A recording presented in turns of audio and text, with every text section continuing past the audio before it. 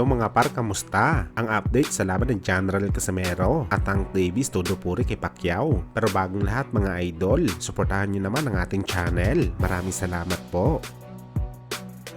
So mga par, matapos nga po kinasa ang bakbakan ng dalawang dating kampyon sa pagitan ni General Casimero kontra sa Japanese boxer na si Yukinori Oguni, nagaganapin sa October sa Japan, kung saan mga idol maraming mga Pinoy at Japanese fans ang nagsasabi na isiwin lang daw ito para sa angas ng Pinas dahil hindi naman daw kilala ng pagiging durable at malakas ang kalaban nito na si Oguni. Sa katunayan daw nito mga idol, isang bad match daw ang bakbakan ni Casimero at Oguni. Kumbaga mga idol, maraming mga fans ang hindi magugulat kung magkadiskrasyahan daw sa bakbakan dahil sobrang mismatch talaga ang laban. Pinalaban daw kasi mga idol ang semi-retired boxer na nagsa-sideline bilang instructor na si Oguni kontra sa boxer na kilalang power puncher sa bakbakan at subok na magpagapang ng mga kalaban sa ibabaw ng lona. Well, para naman sa atin mga idol, hindi naman natin tinitingnan na malayong matchup talaga ang Casimero kontra kay Oguni. Hindi naman natin maikakailan na may props naman ang Japanese boxer na labanan si Cuadro Alas sa bakbakan sa rason na may disente itong kartada sa boxing sports. At higit sa lahat mga idol, dati po itong kampyon.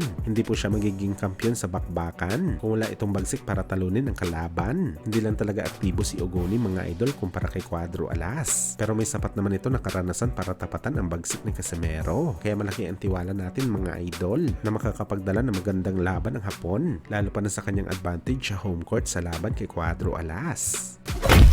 Samantala matapos po nagpayag ng interes ang kampo ng 2 division champion na si Luis Pantera Neri sa laban kay General Casimero na target nito labanan ng Pinoy sa huling buwan ng 2023. Sa ngayon mga idol, mukhang malabo na ito mangyari dahil sa ngayon patuloy ang pagpaparinig ni Luis Neri na naghahanap ulit ito ng fighter na posible nito makalaban sa December. Umabot na siguro sa kampo ng Meksikano na may laban si Cuadro Alas sa October at baka iniisip nila mga idol nakakapusin siguro si Cuadro Alas sa oras para mag-prepare sa potensyal na laban nila. Kaya mas minabuti na lang nito na maghanap na lang ng ibang kalaban. Ito malamang mga idol ang rason ni Neri bakit siya umatras sa laban sa Pinoy. Pero wala pa naman official na laban si Pantera. Umaasa pa rin tayo na hihintayin talaga ni Neri si Casimero para ikasa ang sagupaan nila. Sa ganun malaman natin kung sino ba talaga ang mas mabangi sa kanila sa bakbakan.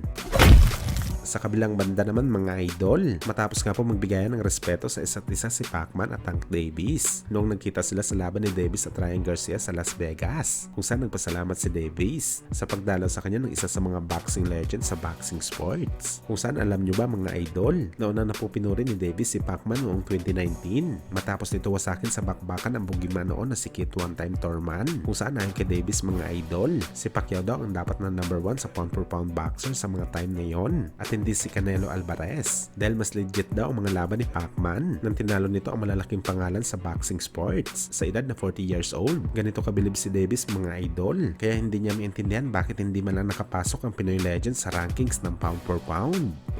I'd say Pacquiao because he had more fights. So I'd say Pacquiao. 8 division champ? Yeah, number one. Canelo's number 2. It's hard to win one title. Can you imagine winning